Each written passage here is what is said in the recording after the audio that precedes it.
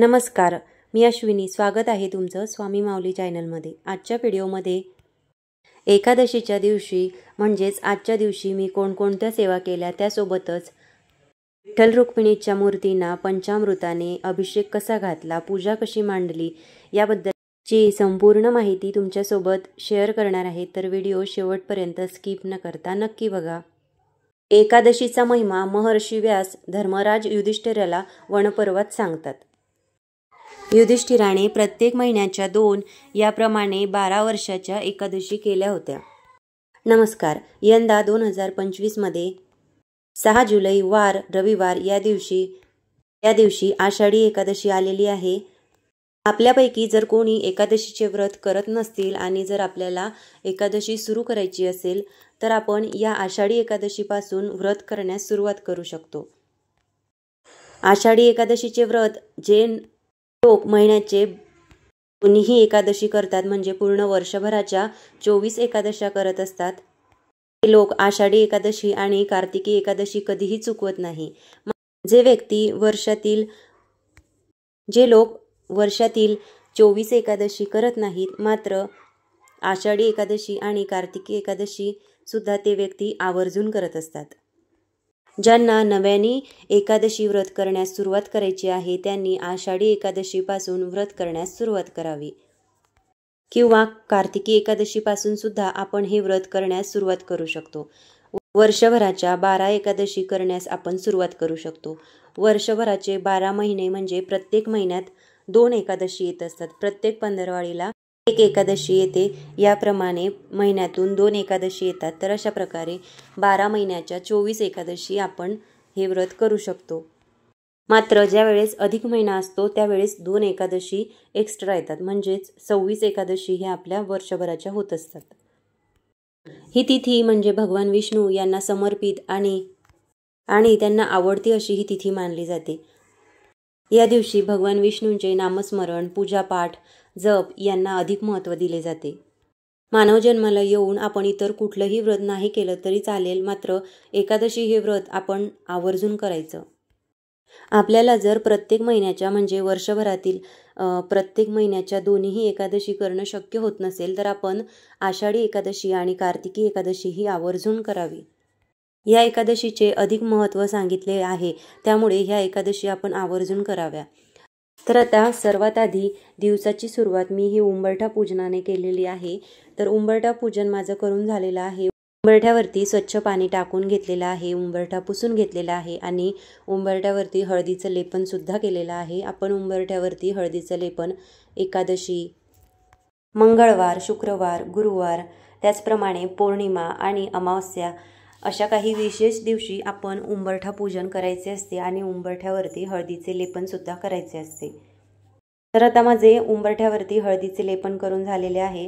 त्यानंतर माझ्याकडे केळीचं छोटंसं झाडसुद्धा मी लावलेलं आहे, तर त्यालासुद्धा मी पाणी अर्पण करून घेतलेलं आहे. केळीच्या झाडामध्ये भगवान विष्णू यांचा वास असतो, त्यामुळे एकादशीच्या दिवशी आवर्जून आपण केळीच्या झाडाला पाणी घालावे.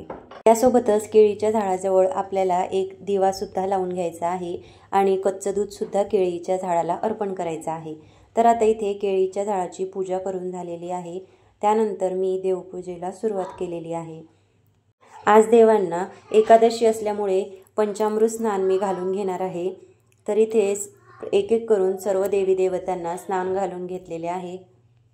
त्यानंतर आता लक्ष्मी मातेला सुद्धा स्वच्छ पाण्याने, पंचामृताने आणि परत एकदा स्वच्छ पाण्याने स्नान घालून घेतलेले आहे.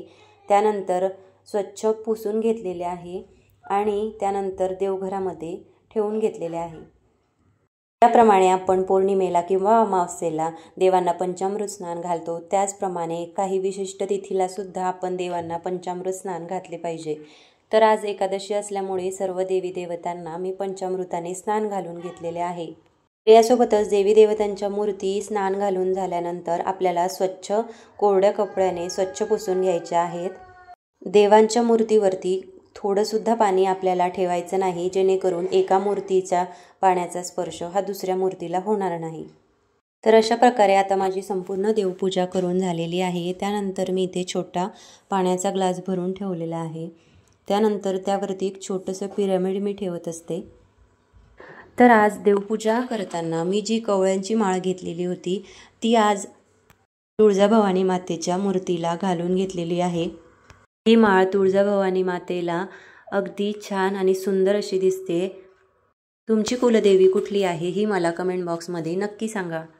आता इथे संपूर्ण देवपूजा झालेली आहे। त्यानंतर आता सर्वात शेवटी देवादिदेव महादेवांना स्नान घालून घेणार आहे पंचामृताने आणि त्यानंतर स्वच्छ पाण्याने।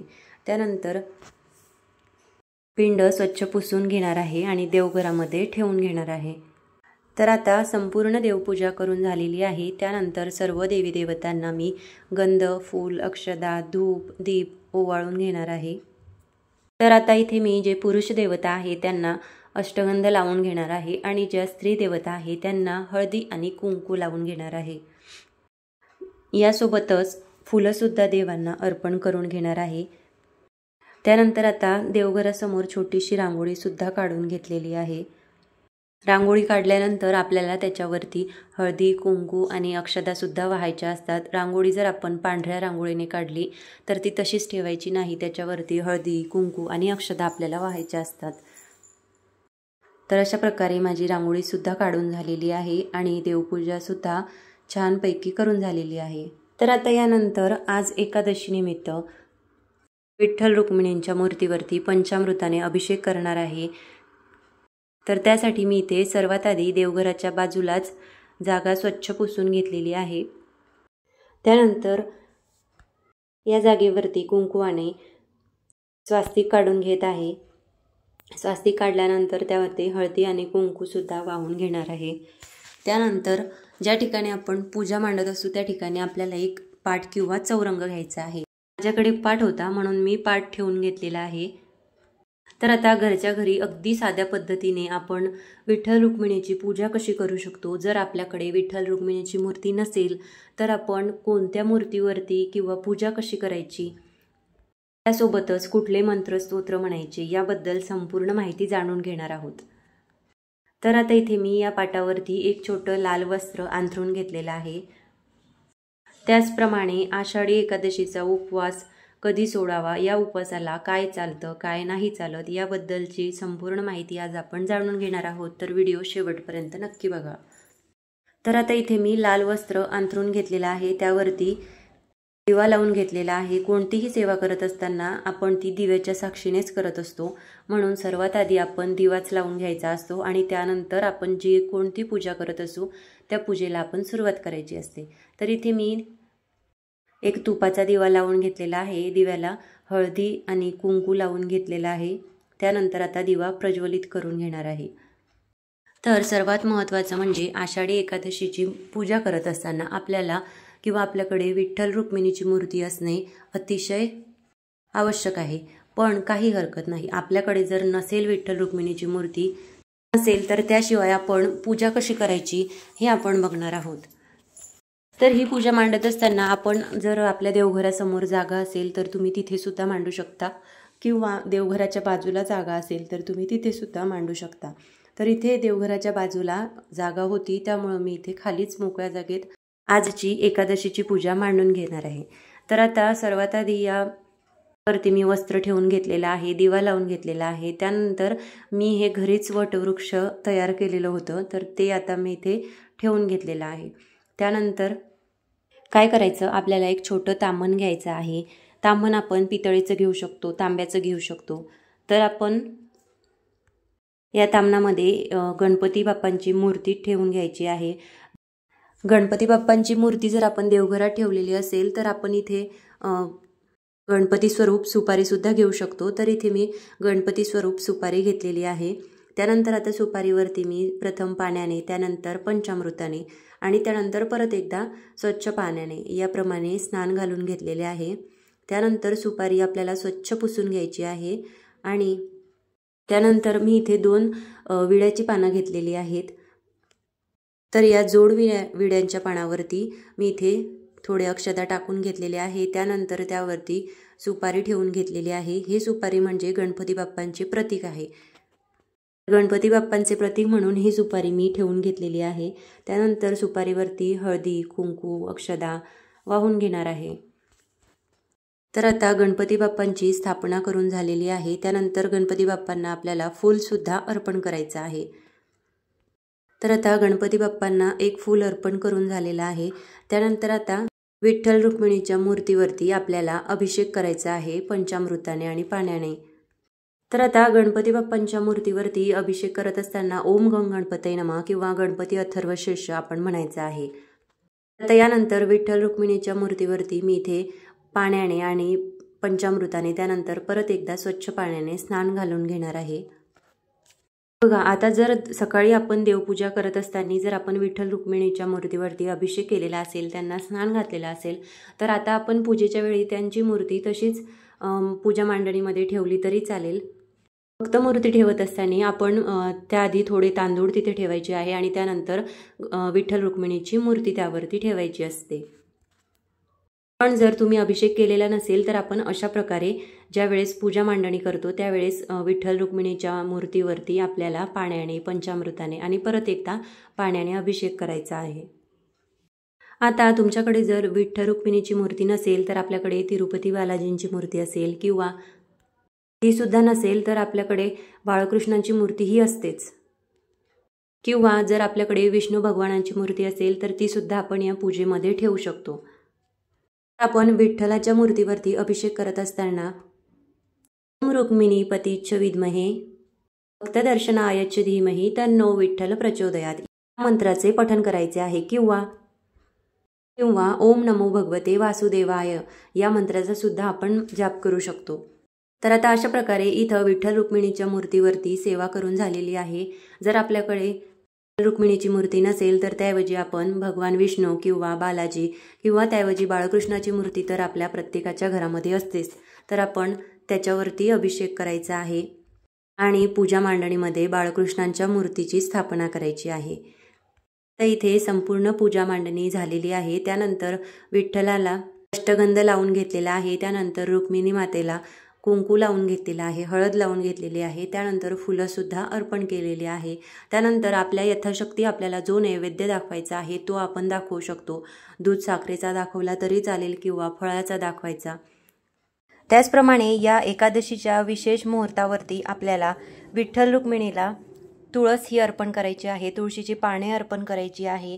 यासोबतच तुम्ही जर भगवान बालाजी किंवा विष्णू किंवा बाळकृष्णांच्या मूर्तीवरती अभिषेक करत असाल, त्यांची पूजा करत असाल, तर त्यावरती सुद्धा आपल्याला तुळशीचे पानं किंवा मंजिरी अर्पण करायची आहे. कारण तुळस ही भगवान विष्णू यांना अतिशय प्रिय आहे. भगवान विष्णूंना तुळस अर्पण केल्याशिवाय आपली पूजा ही अपूर्णच ठरेल. तर त्यामुळे या दिवशी आपण आपल्याकडे जर बाळकृष्ण असतील, विष्णू भगवान असतील किंवा बालाजी असतील किंवा विठ्ठल रुक्मिणीची मूर्ती असेल तर त्यावरती आपण तुळस ही आवर्जून अर्पण करायची आहे. यासोबतच आपण जे गणपती बाप्पांचे प्रतीक म्हणून सुपारी विड्यांच्या पानावरती ठेवून घेतलेली आहे, तर त्यांना सुद्धा आपल्याला दुर्वा अर्पण करायच्या आहे. जर आपल्याकडे असतील तर अर्पण करायच्या, नसतील तर काही हरकत नाही. माझ्याकडे सुद्धा दुर्वा नव्हत्या, त्यामुळं मी दुर्वा अर्पण केलेल्या नाही. तर आपल्याला एकादशीचा उपवास हा दशमीच्या दिवशीच रात्रीपासून ते द्वादशीच्या दिवशी सकाळपर्यंत दानधर्म करून सात्विक जेवण आपल्याला जेवायचं असतं. दशमीच्या दिवसापासूनच आपल्याला भात, कांदा, लसूण हे वर्ज्य करायचे आहेत. एकादशीच्या दिवशी आपण भात शिजवायचा नाही आणि एखाद्या दुसऱ्या व्यक्तीला जर उपवास नसेल तरी सुद्धा त्या दिवशी आपण त्यांना भात खाऊ द्यायचा नाही. कारण एकादशीच्या उपवासाला आपल्याला उपवास असो किंवा नसो त्या दिवसाला तांदूळ वर्ज्य मानले जातात. एकादशीच्या दिवशी तांदूळ खाणे म्हणजे नरमास ग्रहण केल्यासारखे आहे, म्हणून या दिवशी तांदूळ खाऊ नका. याचप्रमाणे आषाढी एकादशीच्या व्रताला आपण दूध, फळे, रताळे, बटाट्याचे पदार्थ किंवा भगरीचे पदार्थ, ज्यूस किंवा आपल्या उपवासाच्या पदार्थामधील जे काही पदार्थ आहेत ते आपण या दिवशी खाऊ शकतो. उपवासाला जे काही पदार्थ चालतात ते सर्व आपण खाल्ले तरी चालतात.